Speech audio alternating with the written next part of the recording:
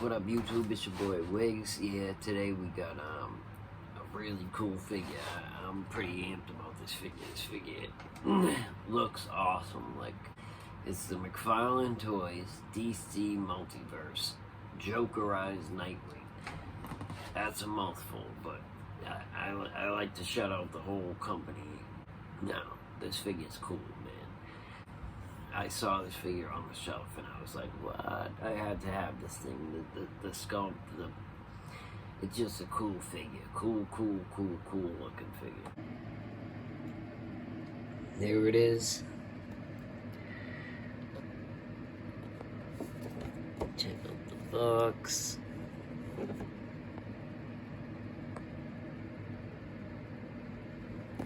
Wasn't this beat up?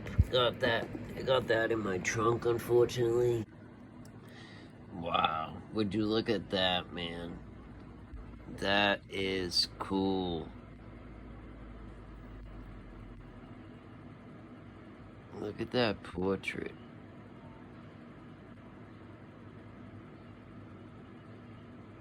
That just looks bad.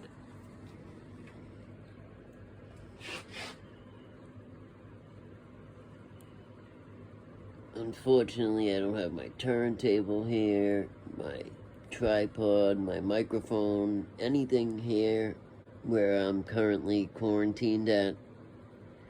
I don't have any of my stuff, so I'm just working with what I got. But that figure is cool, man. Now, that's from the Death of the Family story arc, when again Nightwing gets Jokerized. So Nightwing essentially gets hit with the Joker toxin and becomes this.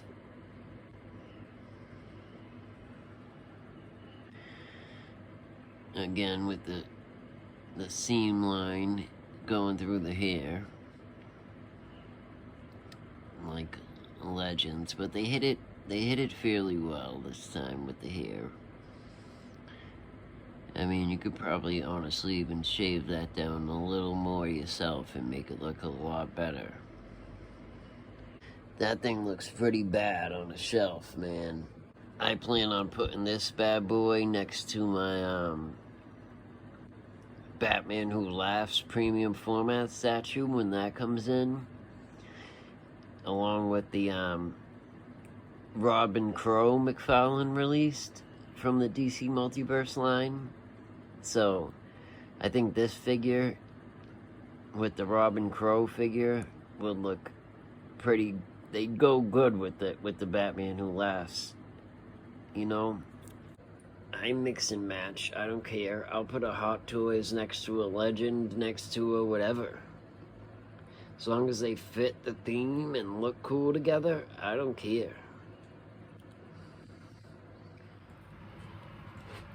Now the Batons come out and they store right back here. The Batons got a weird twist to them. They came out pretty bent. Now, I don't think that's how they're supposed to be, but they're pliable, they bend right back. But both of them, both of my Batons came out very bent. This one's not sliding in as easy as that last one. It slid right in. This one, you can see the molding at the top is not right. Yeah, I'm having real trouble fitting that one in.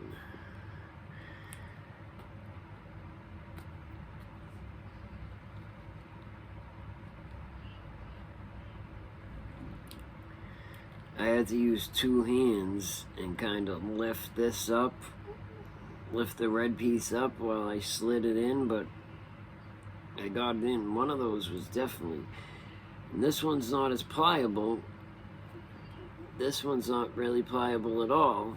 This one's a lot softer than this one, and this one's bent as well. That's where the Batons store. Articulation, again, it's a Marvel Legend. It's got all the range of a normal Marvel Legend. The arm goes up to about here on this one. You got the extra pivot here. You got the double elbow. Standard Marvel Legend. Leg, you get the leg up pretty dang high. Maybe even a touch more than that, maybe. Back to about there. You got the ball ankle, which is nice because you got the joint here on the toe, the ball ankle, which pretty much you can get it to pivot any way you need it to, so that's nice. Yeah, the articulation on these Legends is really good. The articulation on the Legends oftentimes is better than the Necker, I would say. Sometimes too much articulation, it takes you out of the reality of it when you're building a display or a diorama. But articulation is also key for posing. But sometimes too much articulation will just make the figure look bad if they don't hide it or blend it well.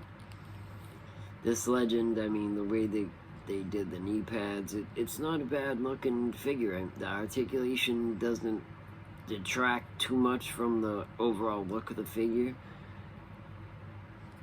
And I mean, it's a Jokerized Robin. Jokerized Nightwing.